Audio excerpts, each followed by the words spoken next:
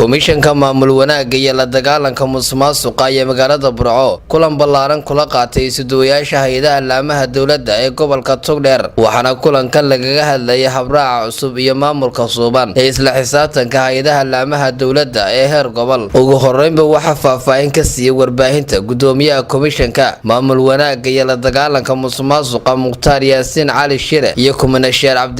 Abdilaahi Axmed. muhiimadda ugu weyn ee aan maanta halkan u nimid kuna marayno gobolada waxa weeye inaan maamul daadajintii saxdo oo waxaad moodaa inay wax walba ku kooban yihiin Hargeysa taasina qaran laguma noqdo qaran waxa lagu noqdaa dalka oo wada jira ilaa degmo walba ilaa tuulo walba maamulkeedu dhameystiran si loo helo maamul dhameystiran si loo helo maamul daadajin si loo helo dad isla jaan qaadi kara degmo ilaa iyo gobol ilaa iyo tuulo ilaa iyo caasimad waa in maamul daadajintii la sameeyaa waa in degmooyinka iyo tuulooyinka iyo gobolada socodka lagu badiyaa taasay ka mid tahay socodkayagu gobolka Togdher oo aan hadda joogno kaliya kuma koobnin gobolada lixda gobol ee waaweyn dalka waa tageena insha Allah ilaa aanu ka tagno ilaa iyo tuulooyinka waqti bay kulli qaadanaysaa laakiin waa right direction wax walbana mar bay bilow yihiin bilowga inaynu bilowno deedna joogtayno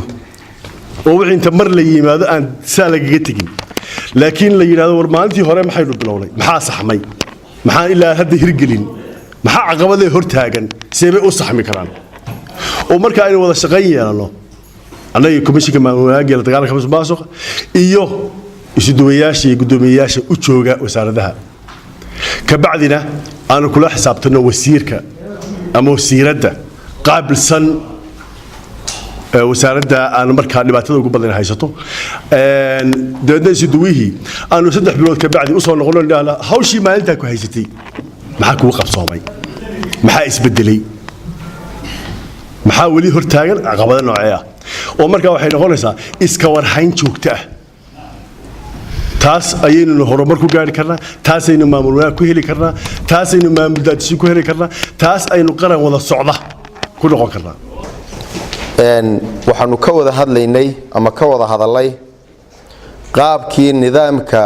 maamul daadajintu uu u shaqeyn lahaa ee uga shaqeyn lahaa dhammaan xafiisyada dawladda gobolada iyo degmooyinkaba halkaas oo cabashooyin ama waxyaalaha ay tabayaan ay noogu soo gudbiyeen insha Allah aananu aad uga shaqeyn doono cabashooyinka iyo tabitaanada sidii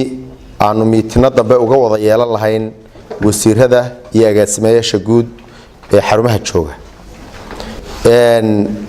waxaan u mahadnaqayaa xoghayaha gobolka Togdher iyo Isuduwayasha kulanka nagala qayb galay qaabka ixtiraamka iyo aqoonta dheer leh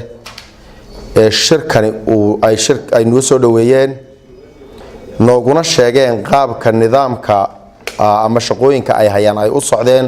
ama noogu xog warameen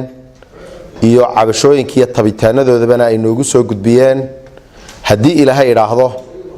waxa nooga dambeyn doona